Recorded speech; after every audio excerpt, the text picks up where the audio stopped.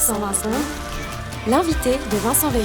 La station valaisanne de Zermatt pourrait s'inspirer de la ville de Venise et devenir la première de Suisse à faire payer une taxe aux touristes de passage. La SRF nous l'apprenait lundi. Les autorités communales et les responsables du tourisme zermattois envisagent en effet de prélever 12 francs auprès de celles et ceux qui viennent au pied du Cervin sans y passer la nuit, soit plus du double des 5 € qu'il faut débourser depuis ce printemps pour passer la journée dans la cité des Doges.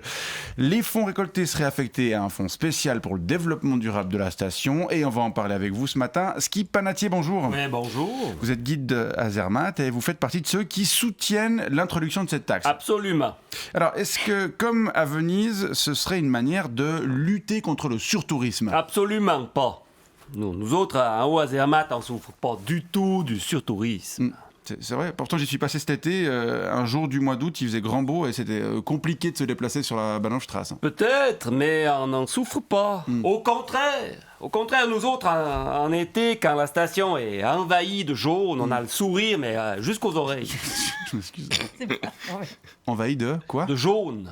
De bridé, si vous voulez. Attendez, vous pouvez pas utiliser cette expression, Non, on va savoir. moi et nous, on rit en plus ça. Pardon.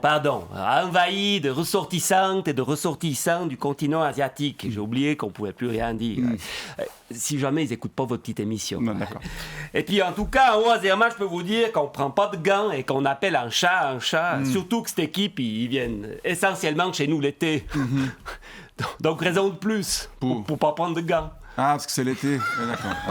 Bref, nous autres, en haut à Zermatt, on n'est pas trop dans le politiquement correct. Je vous rappelle quand même que c'est nous qui avons détruit un bout entier du glacier à la pelleteuse pour organiser des courses de ski qui n'ont jamais eu lieu.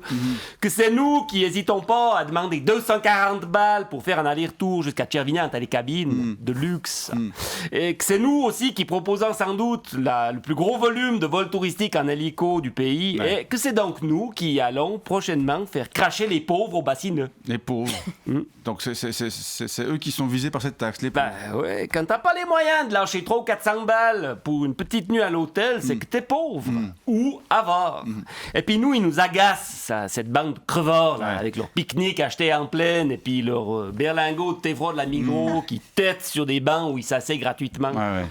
Puis ils font tâche dans le paysage, là, avec leur équipement low cost acheté chez Decathlon. Alors, si j'ai bien compris, le but de cette taxe serait de faire en sorte qu'un maximum de vos visiteurs dorment sur place. Exactement, et qui déboursent un maximum de pognon dans l'un des établissements de la station. Des établissements qui appartiennent en majorité à des membres de la bourgeoisie, laquelle bourgeoisie va décider prochainement d'introduire cette taxe. La boucle est bouclée. Ouais. Ma foi, s'il y en a qui viennent chez nous en refusant de dépenser des sous, on n'a pas d'autre moyen que de les forcer à le faire quand même. Et le produit de cette taxe, il est donc prévu qu'il soit alloué à un fonds spécial pour le développement durable de la station, c'est ça ? Ouais, bon, ça c'est de nouveau du politiquement correct. C'est de la communication, ouais. On verra ce qu'on en fait de ce pognon. Mais faut pas vous inquiéter pour nous.